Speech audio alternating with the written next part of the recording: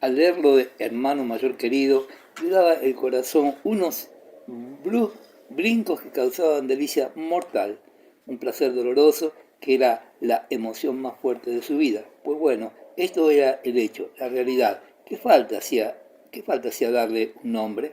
Lo que importaba era la cosa, no el nombre. Además, acabase aquello como acabase, él estaba seguro de que nada tenía que ver con que él sentía por Ana, con la vulgar satisfacción de apetitos que a él no le atormentaban. Cuando pensaba así, oyó el magistral a su espalda, detrás del árbol en que se apoyaba, al otro lado del seto, una voz de niño que recitaba con canturia de escuela: Veritas in re et res ipsa veritas in intellectum.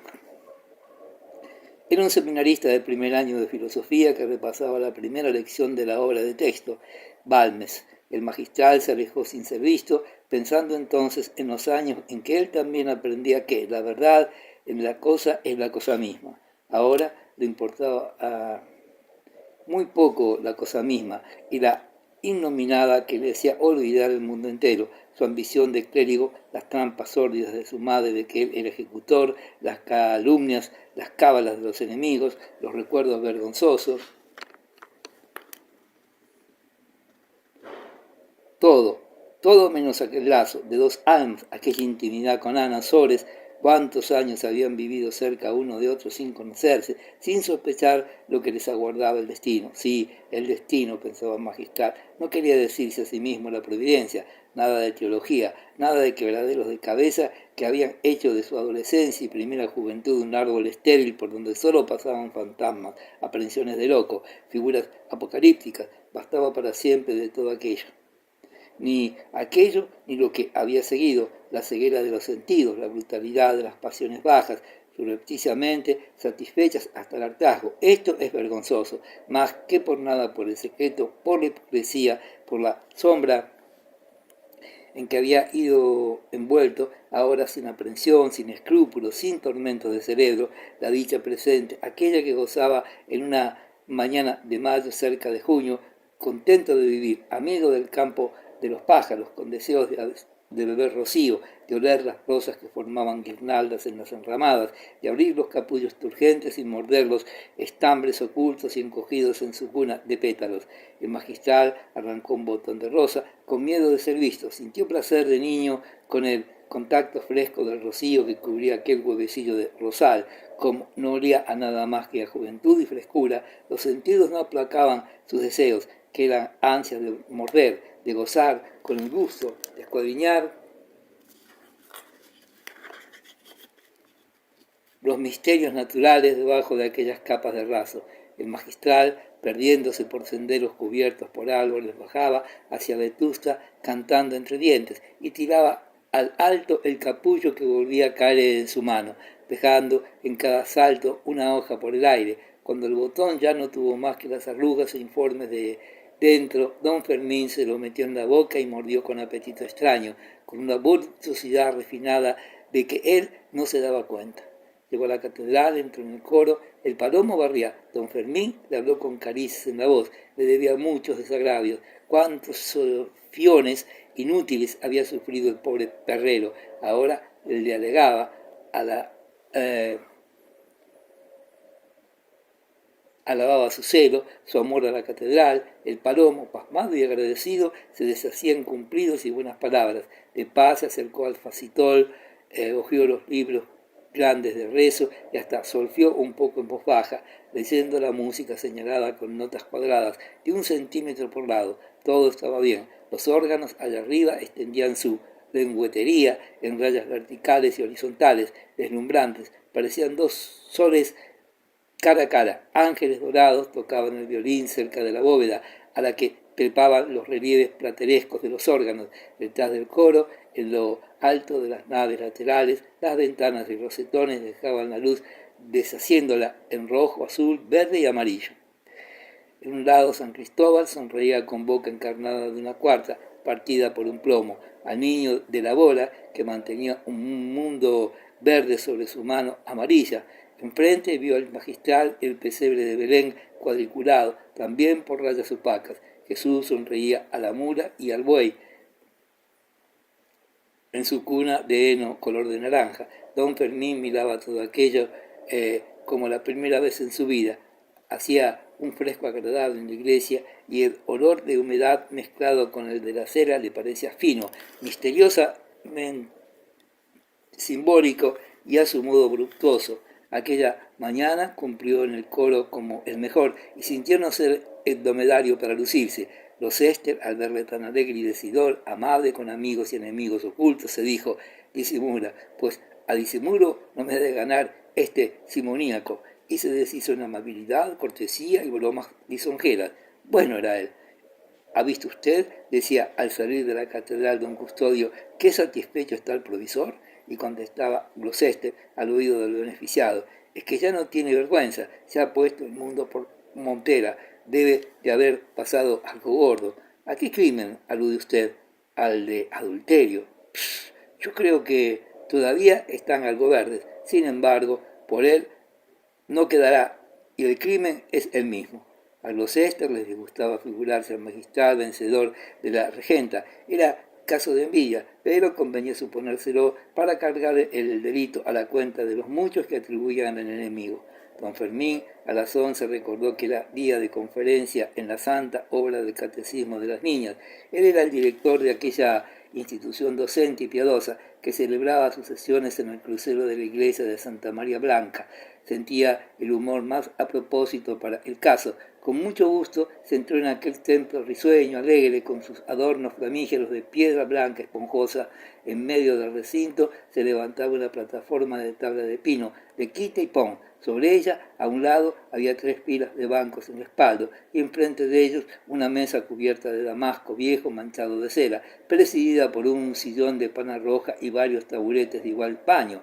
El sillón era para el magistral, los taburetes para los capellanes catequistas, y en los bancos se sentaban las niñas de 7 a 14 años que emprendían la doctrina cristiana, más algo de liturgia, historia sagrada y cánticos religiosos.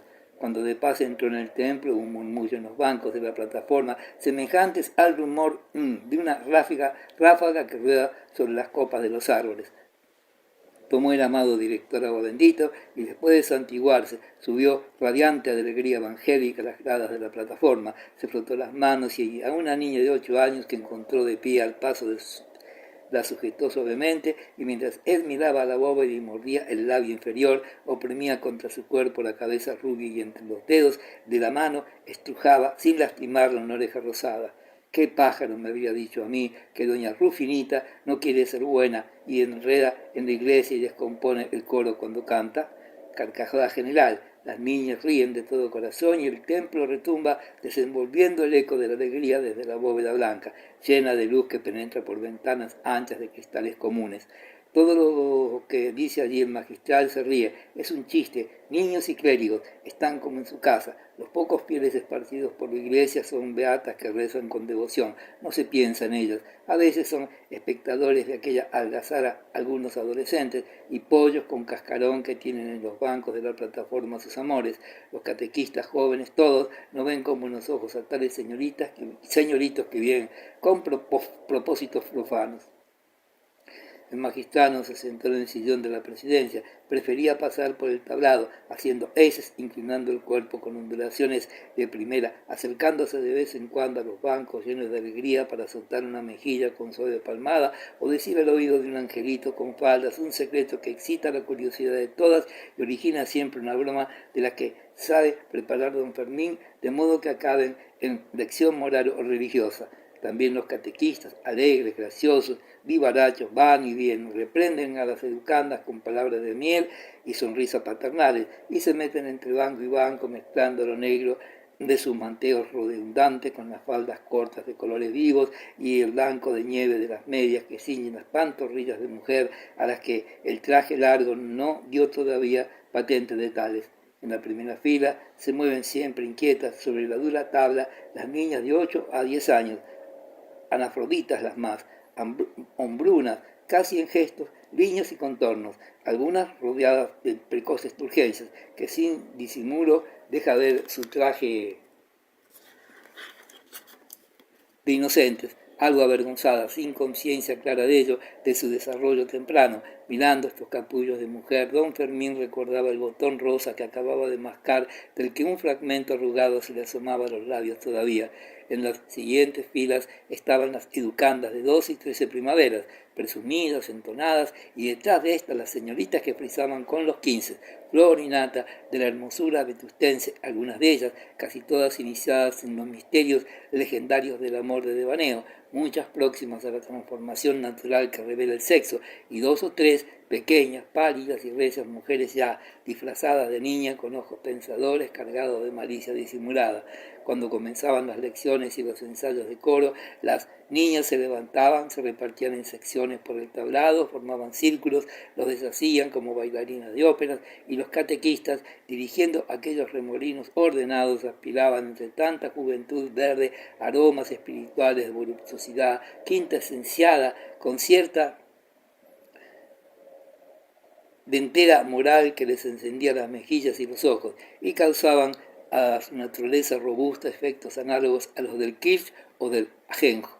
El magistral, como el pez en el agua, entre aquellas rosas que eran suyas y no del ayuntamiento, como las del Paseo Grande, se recreaba en los ojos de las que ya los tenían transparentes de malicia, y más sutilmente encontraba placer en manosear cabellos de ángeles menores.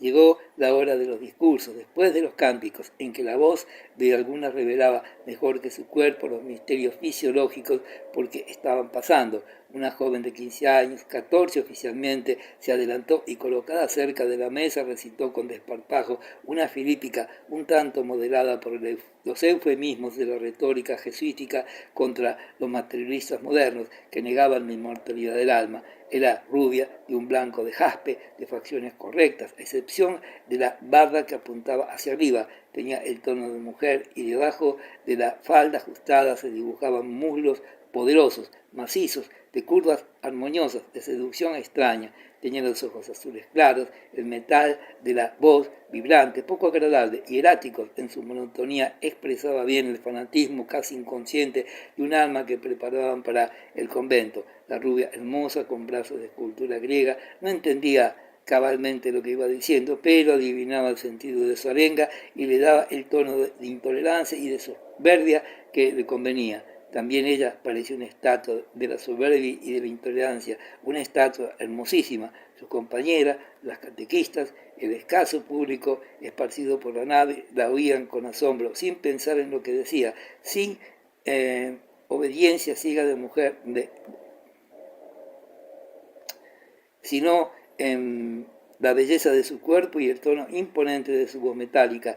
Era la obediencia ciega de mujer hablando, el símbolo del fanatismo sentimental, la iniciación del eterno femenino en la eterna idolatría. El magistral, con la boca abierta, sin sonreír, ya con las agujas de las pupilas erizadas, devoraba a miradas aquella arrogante amazona de la religión que labrara con arte de la naturaleza por fuera y él por dentro, por el alma. Sí, era obra suya, aquel fanatismo deslumbrador, aquella rubia era la perla de su museo de beatas, pero todavía estaba en el taller, cuando aquel vestido gris que no tapaba los pies elegantes y algo largos y dejaba ver 2 dedos de pierna de matrona esbelta, llegaba hacia el suelo, la maravilla de su estudio saldría a la luz, el público la admiraría y para sí la guardaría la iglesia.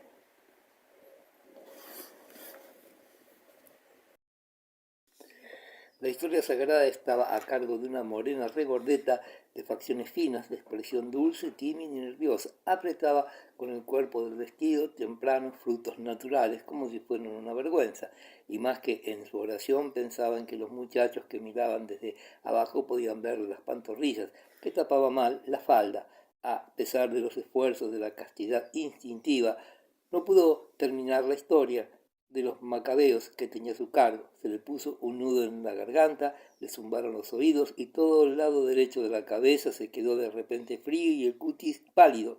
Se ponía enferma de vergüenza. Tuvo que salir de la iglesia. El desparpajo de otras oradoras precoces hizo olvidar la escena triste y desairada de la niña pusilánime que había salido llorando.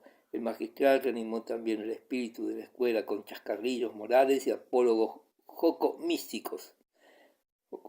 Las muchachas se morían de risa, se retorcían en los bancos y dejaban ver a los profanos y a los catequistas relámpagos de blancura debajo de las faldas que movían indiscretas, sin pensar en ello, muchas, algunas sin pensar en otra cosa.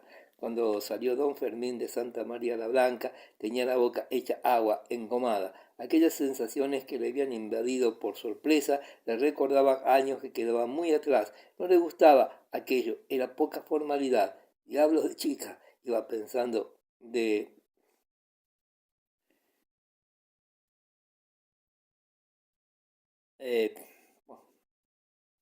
de todas suertes.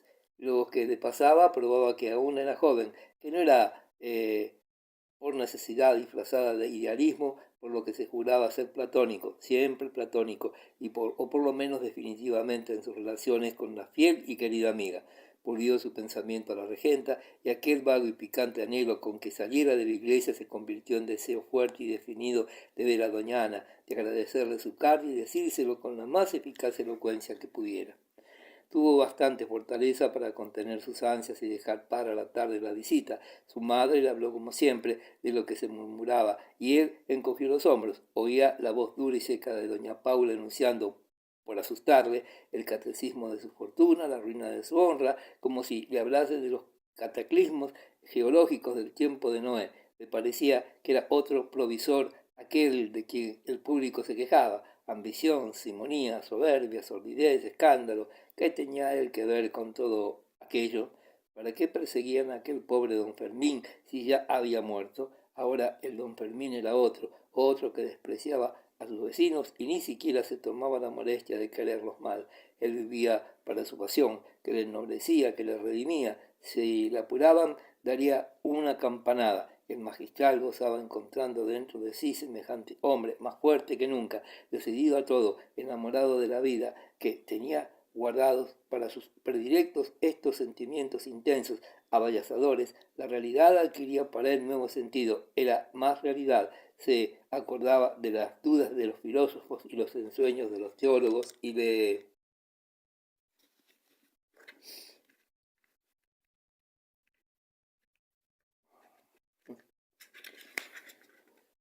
daban lástima.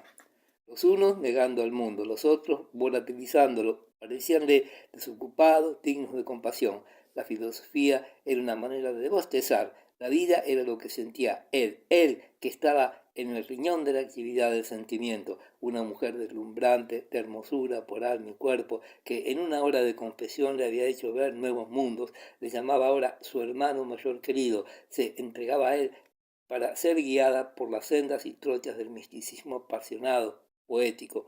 Afortunadamente, él tenía arte para todo, sabía ser místico hasta donde hiciera falta, perderse en las nubes sin olvidar la tierra. Recordaba que años atrás había pensado en escribir novelas, en hacer una Sibila verdaderamente cristiana y una Fabiola moderna. Lo había dejado, no por sentirse con pocas facultades, sino porque le hacía daño gastar imaginación. Las novelas eran mejor vivirlas. Cosas así pensaba dando golpecitos con un cuchillo sobre una corteza de pan mientras su madre narraba las cábalas de Gloucester y las maquinaciones de los conjurados del casino. En cuanto pudo, el magistral escapó de casa prometiendo ir a sondear al obispo. Tomó el camino de la Plaza Nueva. El caserón de la Rinconada le pareció envuelto en una aureola.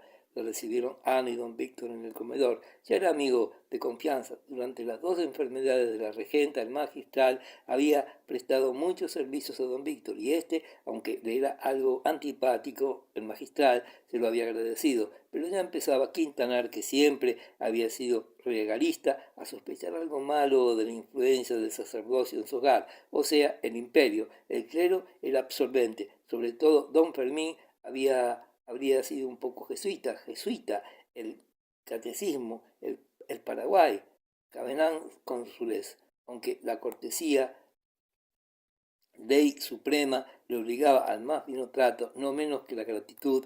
Don Víctor estuvo un poco frío con el canónigo, pero de modo que el otro no lo echó de ver siquiera. Notó que estorbaba allí el amo de la casa, pero nada más.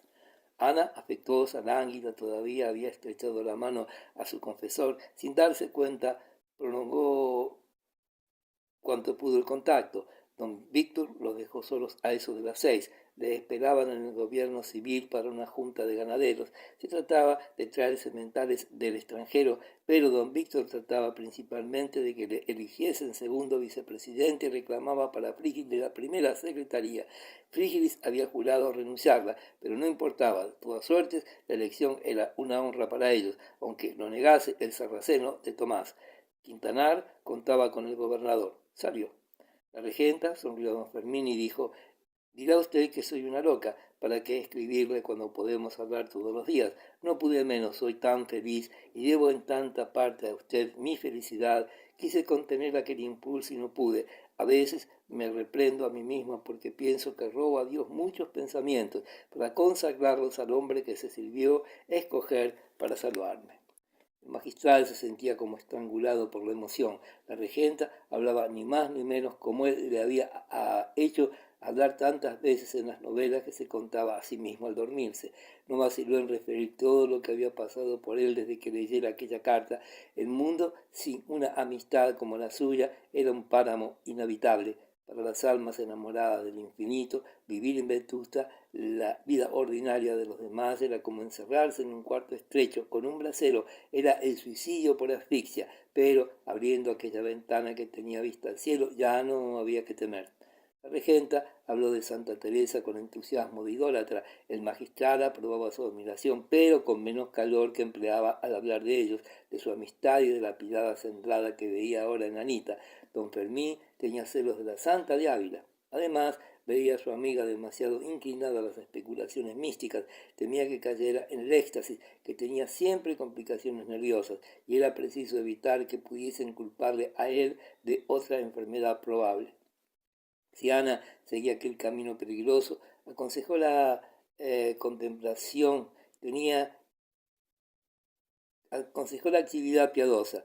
En su estado y en el tiempo en que vivía la pura contemplación, tenía que dejar mucho espacio a las buenas obras. Si ahora sentía Anita cierta pereza de rozarse otra vez con el mundo, si debía la convalecencia de que en rigor no había salido, pero cuando el vigor volviera por completo, ya no la asustaría la acción, el ir y venir, el trabajar en la obra de piedad a que se le invitaba.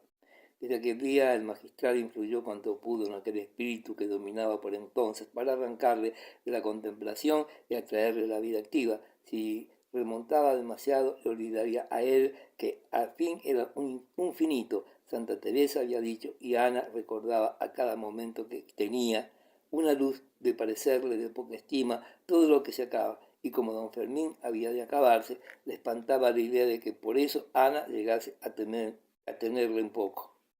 No hubiera sido el temor vano si las cosas hubiesen seguido como los primeros meses, aunque tanto quería a su confesor. A Ana muchas horas le olvidaba por completo, como a todas las cosas del mundo, encerrada en su alcoba, en su tocador, que ya tenía algo de oratorio, sin necesidad de estímulos exteriores, perdida en las soledades del alma, de rodillas o sentada al pie de su lecho, sobre la piel de tigre, con los ojos casi siempre cerrados, gozaba la voluptuosidad dúctil de imaginar el mundo anegado en la esencia divina, hecho polvo ante ella. Veía a Dios como evidencia de tal, que a veces sentía deseos vehementes de levantarse, correr a los balcones y predicar al mundo, mostrándole la verdad que ella palpaba, y entonces le costaba trabajo reconocer la realidad de las criaturas. Qué pequeñas eran, qué frágiles, cuánto más tenían de apariencia que de nada. Lo único en ella valía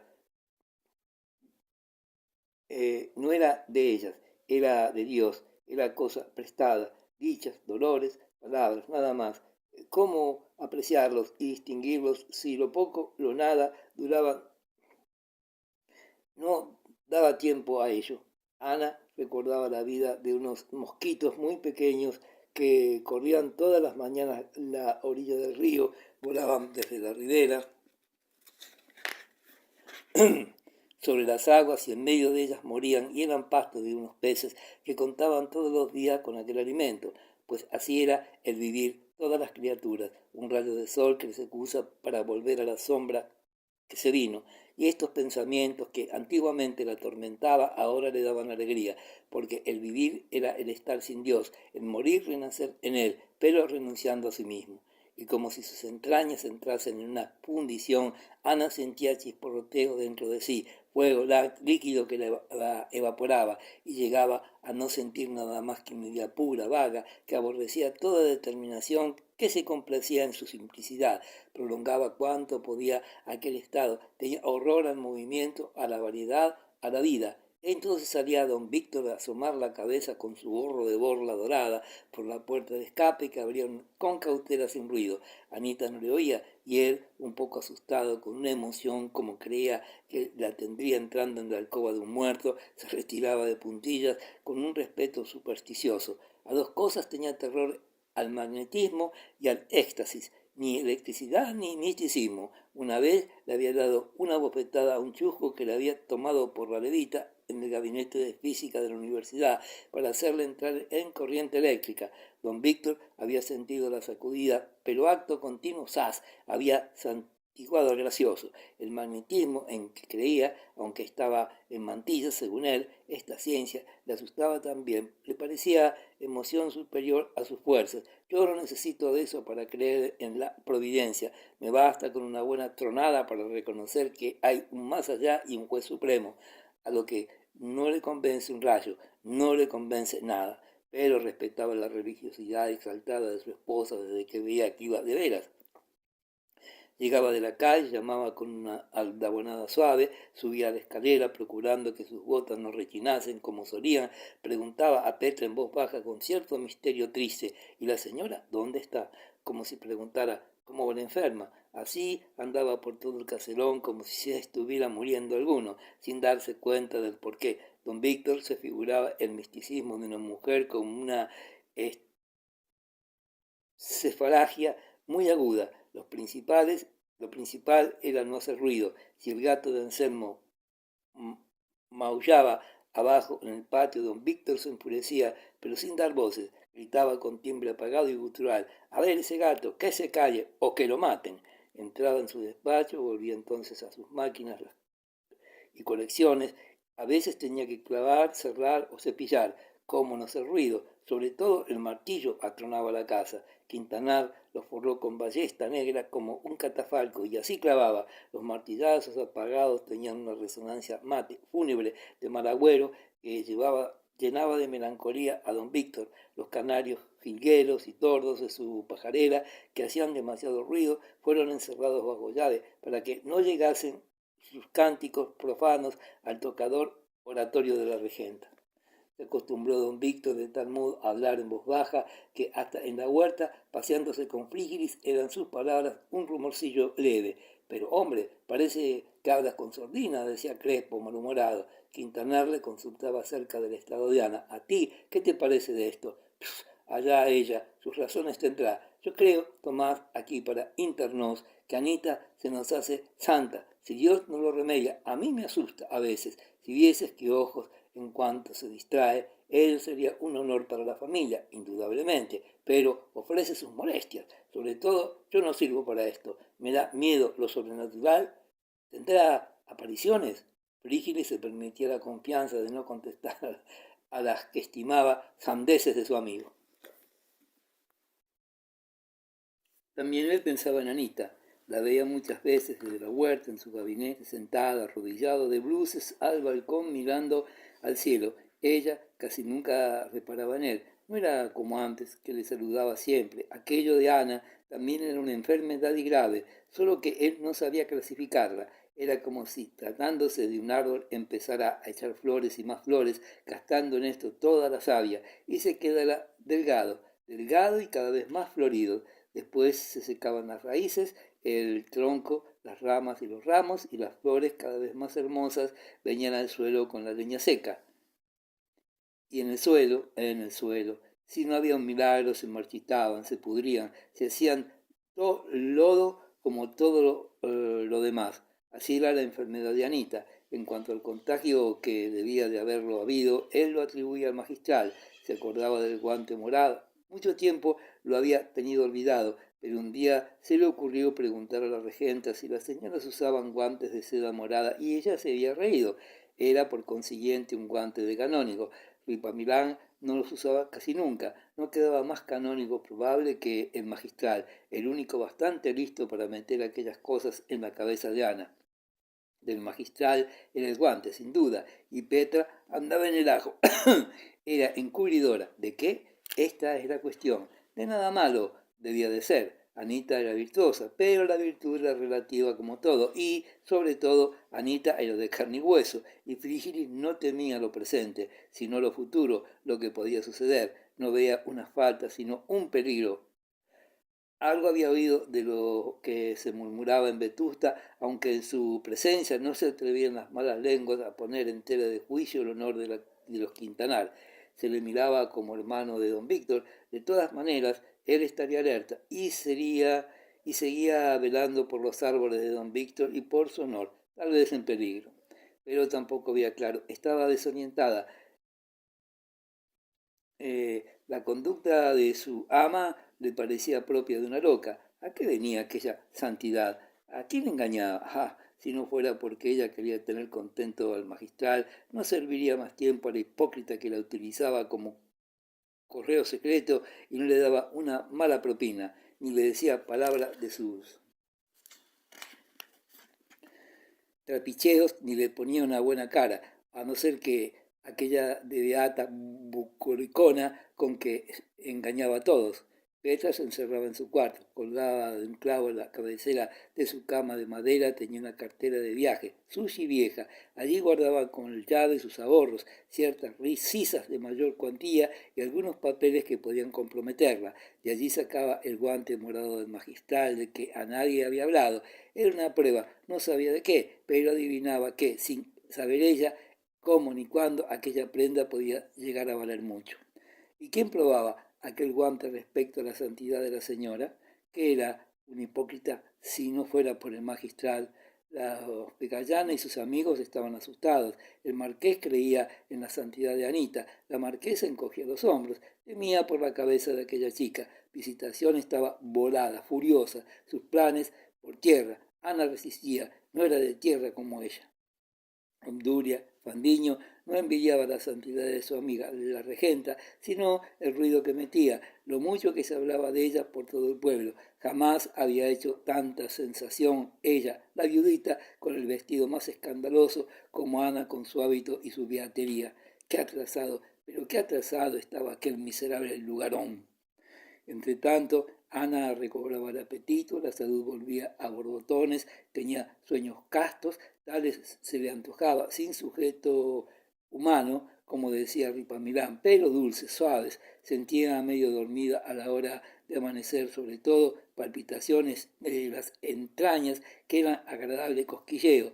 Otras veces, como si por sus venas corriese arroyo de leche y miel, se le figuraba que el sentido del gusto, de un gusto exquisito, intenso, se le había trasladado al pecho, más abajo, mejor, no sabía dónde, no era en el estómago, era claro, pero tampoco en el corazón, era en el medio. Despertaba sonriendo a la luz de sus pensamientos, primero sin falta. Era para el Señor. Oía los gritos de los pájaros en la huerta, encontraba en ellos sentido místico y la piedad matutina de Ana era optimista. El mundo era bueno, Dios se recreaba en su obra. Cada día encontraba a la regenta mayor consistencia en la idea de las cosas infinitas. Ya no le costaba tanto trabajo reconocer su realidad, volvían los seres materiales a tener para ella la poesía inefable del dibujo. La plasticidad de los cuerpos era una especie de bienestar de la materia, una prueba de la solidez del universo, y Ana se sentía bien en medio de la vida. Pensaba en las armonías del mundo y veía que todo era bueno, según su género. La idea de Dios, la emoción profunda, intensa que le causaba la evidencia de la divinidad presente, no se deslucían, no se borraban, pero Dios ya no se le aparecía ni idea de una soledad sublime, sino presidiendo amorosamente el coro de los mundos, la creación infinita. Empezó a olvidar algunas noches la lectura de Santa Teresa, seguía enamorada de la doctora Surima, pero algunas opiniones de la santa prefería pasarlas por alto. Estaban en pugna con las sillas propias. Al fin, no en balde, había pasado 3 siglos. Empezó Ana a comprender mejor lo que el magistral le quería decir al hablarle de actividad piadosa. Es verdad, se decía, No he de vivir en este egoísmo de recrearme en Dios. Necesito, sí, trabajar más y más en la oración mental y en la contemplación, para ver más y más cada día en esa región de luz en que el alma penetra. Pero, y mis hermanos, la caridad exige que se piense en los demás. Yo puedo salir, vivir, sacrificarme por el prójimo. Ya estoy fuerte. Dios lo ha permitido. El magistral, mientras duraba la debilidad, le había prohibido incorporarse para rezar de rodillas sus oraciones de la mañana, pero ella, en cuanto sintió aquella bienhechora fortaleza de los músculos, que es como el amor propio del cuerpo, gozóse en distender los miembros que volvían a cubrirse de rosas pálidas, otra vez repletos de vida circulante, y, sin descender del lecho sobre las sábanas tibias, levemente mecidas por los muelles del colchón, al incorporarse rezaba toda de blanco, sumidas las rodillas, redondas y de raso en la blandura apetecible. Besaba y a veces, en el entusiasmo de su fervor religioso, acercaba el rostro a Cristo inclinado sobre la cabecera y besaba las llagas de la imagen llorando a mares. Pensaba que aquellas lágrimas dulces eran la miel mezclada que corría dentro y ahora saltaba por los ojos en raudal inagotable. Cuando estuvo mejor, aún más fuerte, huyó la pereza del colchón y saltó al suelo y rezó sobre la piel de tigre. Aún quería más dureza y separaba la piel y sobre la moqueta que forraba el pavimento hincaba las rodillas. Pensó en el cilicio, lo deseó con fuego en la carne. No quería beber el dolor desconocido, pero el magistral había prohibido tales tormentos sabrosos. El primer objeto a que Ana quiso aplicar su caridad ardiente fue la conversión de su marido. Santa Teresa había trabajado por la piedad de su padre, que ya era cristiano, de los buenos, pero había ella querido más piadoso todavía. Ana se propuso emplear su celo en ganar para Dios el alma de don Víctor, que venía también a ser su padre. La suavidad, la dulzura, la elocuencia, las caricias fueron los medios lícitos todos que empleó con arte de maestro. Quintanar tardó en conocer que su Anita, su querida Anita, quería convertirlo a la piedad verdadera. Al principio solo notó que su mujer se hacía más comunicativa, cariñosa a todas horas, como antes lo era después de los ataques nerviosos y en ausencia o enfermedades. Quería discutir por pasar el rato. Enhorabuena, él amaba la discusión y sostenía la tesis contraria para mantener animado el debate. Pero, amigo, la regente había ido haciendo la cuestión personal. Ya no se trataba de si Cristo había redimido a todas las humanidades repartidas por los planetas de una sola vez, o yendo de estrella en estrella a sufrir en toda muerte de cruz. Ahora se trataba ya de si don Víctor confesaba muy de tarde en tarde, si perdía o no muchas misas, si que las perdía. Además, los libros en que apacentaba el espíritu eran vanos, comedias, mentiras futiles y peligrosas. Tú nunca has leído Vida de Santos, ¿verdad? Sí, hija, sí, y autos sacramentales. No es eso. Quintanar habló de la leyenda de oro y del año cristiano, de Croisset, por ejemplo.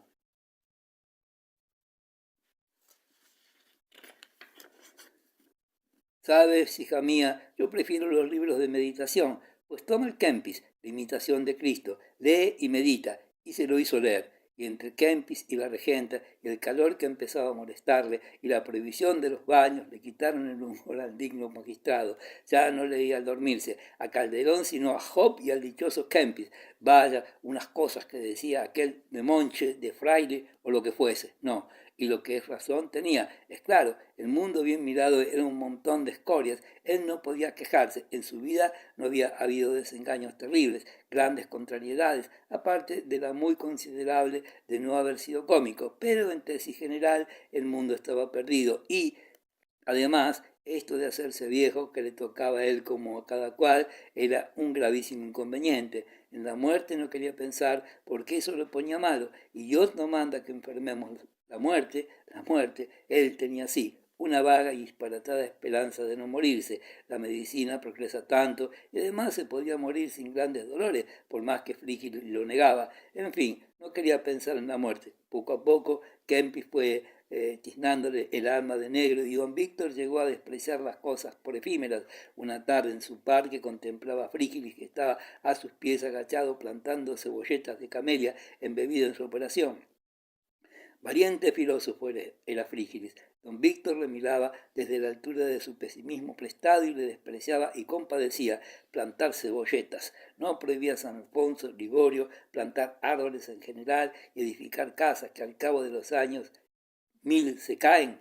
Pues entonces, ¿para qué plantar cebolletas si todo era un soplo? Nada. Corriente, pero aquello de disgustarse de todo era poco divertido. ¿Qué iba era hacer mano sobre mano en verano entero, sin baños, ni bromas en las aguas de termas altas? Y quedaba el rabo por desarrollar, la cuestión de salvarse o no salvarse. Aquello era serio, a él le daba el corazón que se salvaría, pero los santos escritores presentan como tan difícil la cosa que ya le inquietaban ciertas dudas. Si no habría sido él toda su vida bastante bueno, habría que pensar en esto, pero Dios mío, él no quería quebraderos de cabezas. Ya cuando lo de la jubilación, fundada en una enfermedad que no tenía, le había costado gran trabajo arreglar sus papeles y pedir recomendaciones, y la jubilación era cosa temporal, con que la salvación del alma, la jubilación eterna, como quien decía, apenas iba a exigir esfuerzos, expedientes y también recomendaciones. Era preciso entregarse a su esposa para que le ayudase. Era tan arduo negocio. La regenta conoció bien pronto que don Víctor se entregaba, aunque ella hubiera querido más acendrada piedad, tuvo que contentarse con el dolor de atrición que claramente manifestaba su marido, y no tuvo escrúpulo en asustarle un poco más de lo que estaba, recordándole la pena del infierno, aunque estos recursos de terror le repugnaban a ella. Quintanar mostraba gran empeño en sostener que el fuego de que se trataba no era material, sino simbólico. No es de fe, repetía, en mi opinión, creer que ese fuego es físico, material, es un símbolo, el símbolo del remordimiento. Algo le tranquilizaba la idea de que le tostasen con símbolos en el caso desesperado de no salvarse, como deseaba seriamente. El primer esfuerzo que hizo Anita para salir de casa tuvo por objeto llevar a don Víctor a la iglesia. Confesaron los dos con el magistral. A don Víctor, al comulgar, le atormentaba la idea de que no había confesado un pecadillo considerable. Tenía sus dudas respecto de la infalibilidad pontificia. El canónigo Doringer, de que no sabía más sino que existía y que se había separado de la iglesia, le seducía por su tenacidad, que le recordaba la de su tierra, Aragón, el reino más noble y testarudo del universo.